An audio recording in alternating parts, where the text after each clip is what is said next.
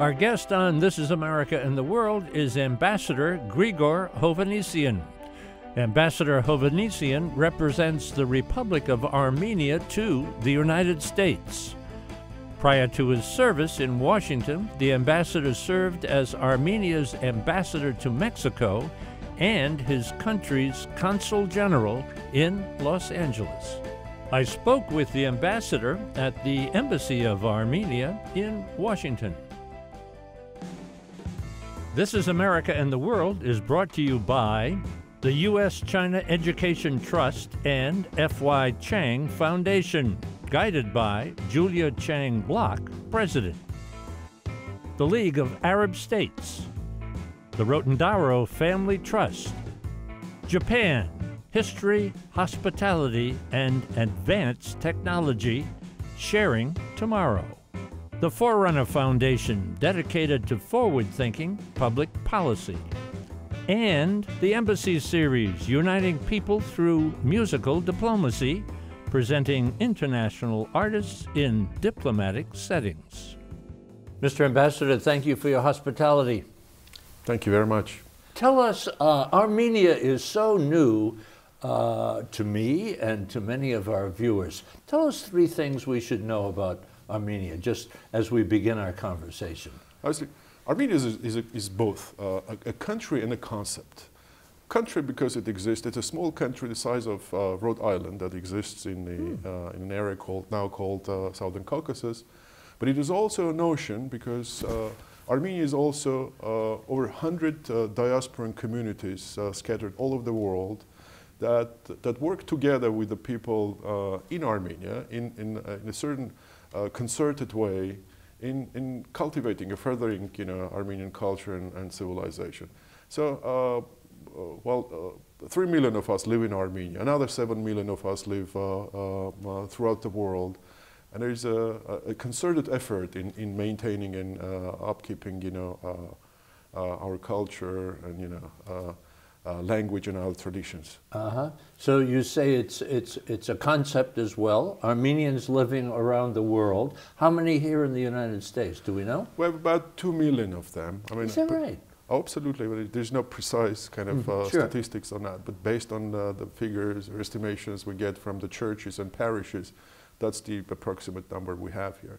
So I oftentimes call it a glocal country, global community and local in its traditions. It's part of the. It has always been part of the Western civilization in the middle of that Greater Middle East, Central Asia Minor, whatever you prefer to call it. Any particular cities in the United States where more Armenians are gathered than others? Well, the first Armenians came precisely 400 years ago, so Jamestown would be the first stop for my countrymen. Gradually, as the new immigrants started arriving in this country, they moved from East Coast centers, which would be Worcester, Boston, Massachusetts, and they moved to the west. Central Valley, San Joaquin Valley, Fresno, that would be the other big center. We perhaps, I mean, your audience probably knows, still remembers the famous author Willem Saroyan. And that represents, so he wrote extensively about the Armenian community in that area. Armenia is a young country. I mean, we're one of the oldest civilizations out there.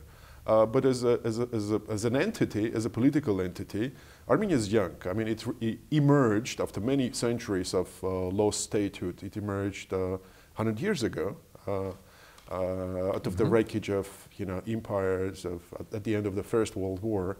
And then Armenia reappeared again as an independent country and political map of the world after the collapse of Soviet Union.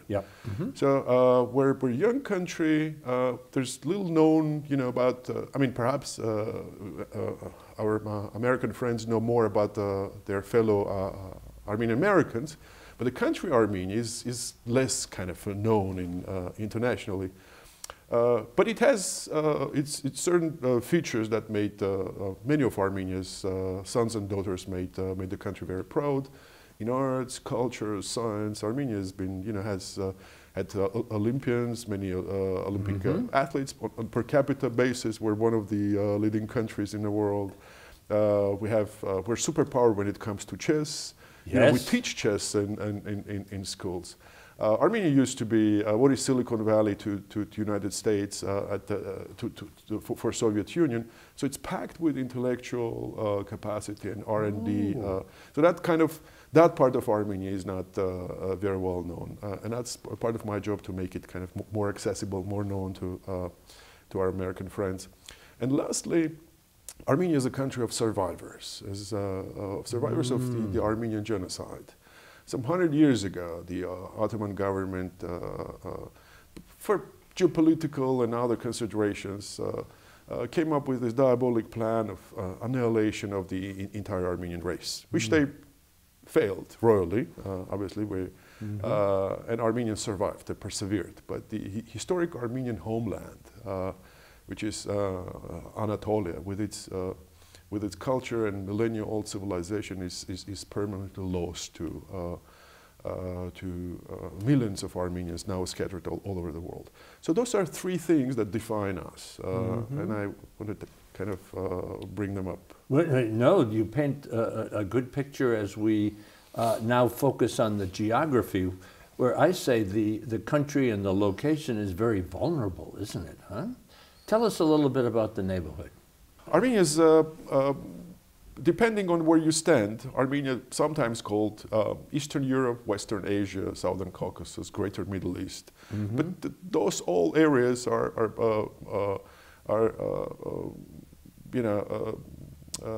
in the middle of ongoing, chronic, I'd say, political turmoil.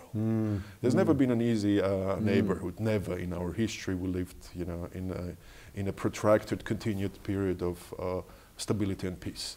Because of strategic location, it's the corridor, land corridor between Asia and Europe, and it has been obviously on the way of empires and the expansionisms, and you know, every time we had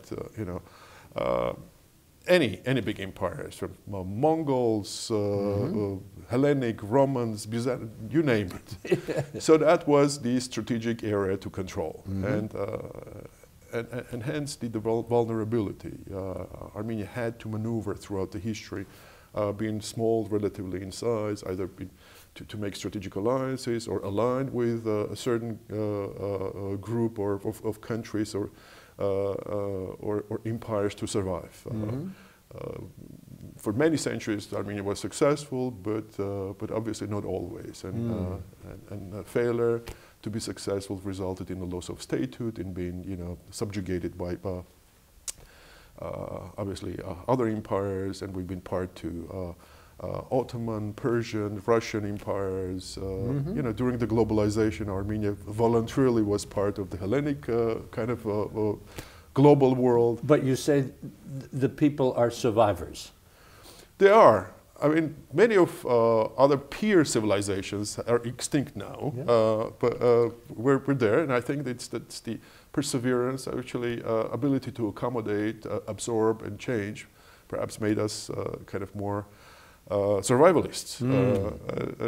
I don't know whether that's good or bad, but that preserved actually the core of the nation and also the civilization. It allows us to sit and have a conversation. There you go. In the neighborhood, trouble on both sides with Turkey and Azerbaijan. Huh? What's going on? Well, I briefly touched upon Turkey. Armenia was, historic Armenia was greater part of the Anatolia, which is Turkey today. And we lived with Turks side by side for many centuries. And Armenians enjoyed very comfortable, in a way, privileged status. Armenians created and participated very actively in economic life, in culture, I mean, Armenian musicians, athletes. So it was a period of coexistence which produced many great results for the Turkey as a nation, because Turkey, obviously, Turks established themselves in what is today's Turkey only in 14th, 15th century, right? And, so it all lasted until the late 19th, early 20th century, when, you know, this because of the nationalism, because of the rising rhetoric of exclusion and genocidal kind of tendencies, a revolutionary government of Young Turks decided to get rid of, solve one of the chronic ethnic issues in the country, because Armenians, being a majority in Anatolia, wanted more autonomy, more participation in the governance. So in order to produce a finite solution, they came up with this diabolic plan of annihilating the entire population, indigenous population of this area. Obviously that resulted in genocide, the first genocide of the 20th century that obviously destroyed the core of the nation. Forgot to mention one thing, you know, the fact that we have such a large and vibrant Armenian American community, the credit goes also to American missionaries. Back then mounted an incredible operation. By today's standards, I mean, back then, Americans raised $100 million 100 years ago. That's billions and billions of dollars of today to rescue the Christians of Middle East and Ottoman Empire, including the Armenians, place them in orphanages, took great care of them. You know, many of them are now third, fourth generation Armenian Americans. So that's the story. You know, obviously those who survived, converged, and you know, in a little land plot of the size of Rhode Island, which is Republic of Armenia today, a country of refugees, those who survived. And the status quo was kind of fixed for 70 years, because that was taken over by Soviet Empire, another empire. And the process of reconciliation or dialogue or any follow-up with Turks was stalled for 70 years. Now, in 1991, Armenia became independent, and we, all of a sudden, you know, there is no Russian Empire, and we have to deal with the country that 100 years ago had the intention of destroying us. And that country has now the precondition for developing relations with us, to give up our historic memory, to give up, you know, any demands on the side of Armenia and the global Armenian community for Turkey to face its past. We're even talking about the Republic of Armenia is not even producing any territorial claims, any. How does Turkey see it? What do they say? Well, Turkey is a evolving, developing, I mean, whatever adjective you want to use, country. Turkey 20 years ago, 25 years ago, when Armenia became independent, and Turkey today, those are different countries. When we became independent, Turkey was in a way a model of democratic country for us in the region, with very strong institutions and, you know, vibrant civil society. And the talk about reconciling, facing the past, you know, but stretching the hand towards the nation that has been victimized was very strong. We know that there's civil society, academia. I mean, they produced wonderful scholars and wonderful, I mean, generation of very modern and free-thinking people. And hundreds of thousands would sign petitions and, you know, appeal to the government that we need to face those, you know, historic occurrences in order to build the future. But gradually nationalistic rhetoric took over, and, you know, the denialism has reached tremendous proportions, because it's not an easy task, it's not an easy thing for a government to acknowledge genocide perpetrated by, you know, the forefathers, you know. It takes huge political courage, tremendous vision, and that's what we want. How about Azerbaijan? So border closed there as well? It is. Armenia, unfortunately, is in de facto blockade by Turkey and Azerbaijan. Wow. And Azerbaijan, in its current borders, in the borders of Soviet Azerbaijan, was the other result of the Armenian genocide and the compromise deal between Turkey and Bolshevik Russia, which gave chunks of Armenian populated territory, historic Armenian territory, entirely populated by Armenians, to the neighboring country of Azerbaijan, as to shape in such a way as to divide and rule, you know, make sure that there's time bombs that will prevent any any self-determination or independence movements. So that was the design by the Bolsheviks and the Turkish government of the day. So when Soviet Union collapsed, and Soviet Union did not collapse overnight, you know. Those kind of time bombs, you know, started kind of taking hold, and you know, people became more vocal as Gorbachev started the perestroika. And I think the movement of Armenians in Azerbaijan was the second major blow following the Polish Solidarność that eventually brought to their knees the Soviet Empire.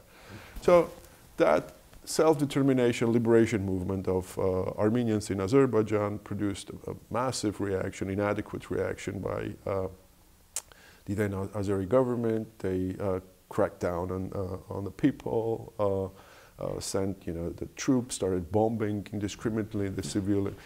A war that ensued, you know, resulted, you know, made Armenia interfere on behalf of the people of Nagorno-Karabakh, and that just brought us, you know, into collusion with Azerbaijan. So you got Azerbaijan on one side, you got Turkey on the other side. An open border is Georgia, huh? Up to the north. In the south, we have Iran. Iran, yes. In the south. Let me cover a couple of facts quickly. Population of Armenia is how many? It's about 3 million. 3 million. And what is the capital city? Capital is Yerevan. It's one of the oldest continuously inhabited cities in the world. We're celebrating 800th anniversary of Yerevan this year. And that's where you're from, right? Yeah. And it's, in some strange way, Armenia has become like the Yerevan, the capital, and which accounts for more than half of the population, and the rest of the country. The topography of the country is rather mountainous, isn't it? It's called the Armenian Highlands, Armenian Plateau. It's geographically, historically, it's a 400,000 square kilometer area that, you know, our forefathers, you know, inhabited, you know, when they left the Mesopotamia, according to the legend, you know. And the legend says that, you know, our patriarch of Armenians, Haik, actually left this collective undertaking known as construction of Babel Tower, you know, because he refused to defy the god, and in building, you know, this tower that would allegedly reach the heaven, and took the entire tribe and they moved to the highlands, to where Armenia is. So inaccessible and secure in a way, he thought back then. You know. And that's where we ended up. Armenian Plateau is highly mountainous, as is the Republic of Armenia. I think close to 80% of our territory is mountains and rocks. And what drives the economy there? As I said, previously it has been knowledge, technology-intensive economy. After the collapse of Soviet Union, our main assets of that economy were left quite idle, unsolicited, because it was not very competitive in the world market. But we're catching up gradually. IT is becoming, high tech is becoming very big driving force of our economy. Is manufacturing still in play? Manufacturing, mining, agriculture, services. Mining, yes. Yeah, we're quite endowed with copper, you know, aluminium, gold, and other, you know, goodies. But I think we're focusing on developing knowledge-based economy. Armenia is a landlocked country. Yes. In today's world, with all this political uncertainty in the region, we're learning how to import and export things, products, as email attachment. What do you... Go ahead. I just want to make sure that I get a couple of things on the table here. What do you think are the major challenges of the country right now? Our challenges are of security nature. We live in a very volatile region that is, whether you call it Eastern Europe or Greater Middle East, the proximity to major crises makes us, you know, very essentially vulnerable. So security crisis of Greater Middle East, it affects us one way or another. The other challenges we have is to, as a nation, because the two forms of duality of our existence, we need to maintain very strong bonds and make workable our articulations with diaspora. So 3 million in Armenia and 7 million people outside Armenia who have vested interest in Armenia. We need to reconcile, I wouldn't say reconcile, we need to make a concerted effort to move forward. We have been incommunicado during the Soviet empire, so people in Armenia were cut off the rest of the Armenian kind of the body of the Armenian nation. So for 70 years we became part of the Soviet empire, and that had some kind of positive developments in terms of, there was 70 years of stability and peace and guaranteed security, but obviously it came with a price, suppressed national identity, language, church, and all that through traditions. But the fact is that Armenia is now is very integrated in that post-Soviet economy. New path. Economically, culturally, language commonly spoken. So we maintain strong relations with Russia because we trade a lot with Russia. There's massive Armenian diaspora in Russia as well, close to 3 million people. I may kind of I rounded up slightly the figures, but those are the proportion we're talking about. For a nation of 3 million to have just as many people in other countries is quite an issue. And the presence of communities also defines how Armenia shapes its foreign policy priorities. We have people in the Middle East, and we have to be balanced when it comes to Syria, to Iraq, to Israel, to Iran. Just name it. The country's domestic issues in all of these countries become domestic issues for us. What's the relationship between Armenia and the United States? That's crucial for our conversation. The relationship with Armenia and the United States is very friendly. It's very warm. And it's, in a way, a little romantic, It is a country that has been critical for our survival as a nation. This country has been very generous to the newly independent Republic of Armenia. And this is a country where we have access to technological advancement. There's investment that comes from the United States. We embrace the same values. I mean, as I mentioned repeatedly, we represent Western civilization in that part of the world. And the United States with the ideas of trade, liberalism, commerce, exchanges, education, that's very appealing to us. And that's what the overwhelming majority of Armenians embraces. Let me end our conversation, Ambassador, and we've covered a great deal. Your priorities, your mission here as ambassador, what's number one and number two? Well, in very generic terms, because our perceptions and expectations in Armenia are still very romantic. I want them to make more practical. We now need to gear up when it comes to trade. Decentralization of our relations.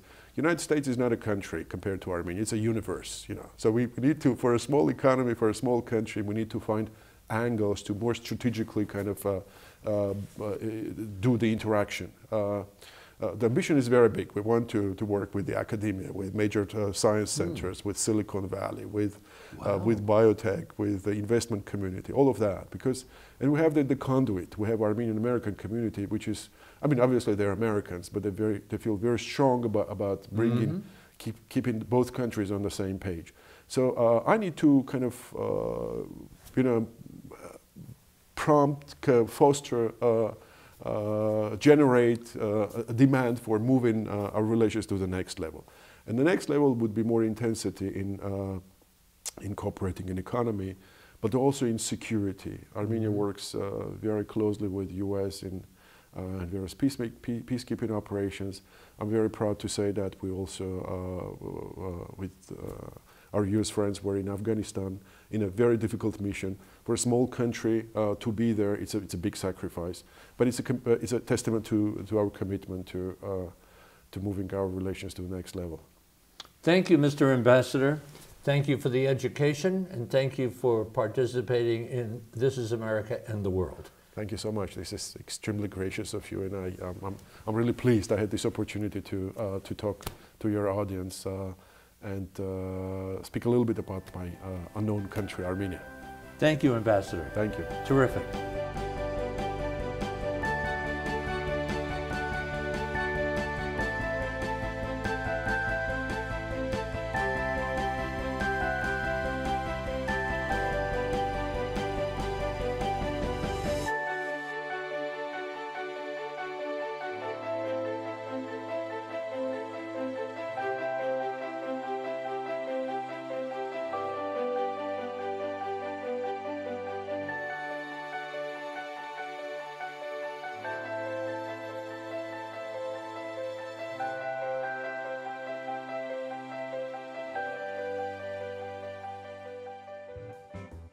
For information about This Is America and the World, and to watch all of our programs, visit our website, thisisamerica.net, and look for us on Facebook and Twitter. You can listen to all of our ambassador interviews on our podcast, The Ambassador Series. It's available on our website and iTunes. This is America and the World is brought to you by the U.S.-China Education Trust and F.Y. Chang Foundation, guided by Julia Chang Block, President. The League of Arab States, the Rotendaro Family Trust, Japan, History, Hospitality, and Advanced Technology, sharing tomorrow. The Forerunner Foundation, dedicated to forward-thinking public policy. And the Embassy Series, uniting people through musical diplomacy, presenting international artists in diplomatic settings.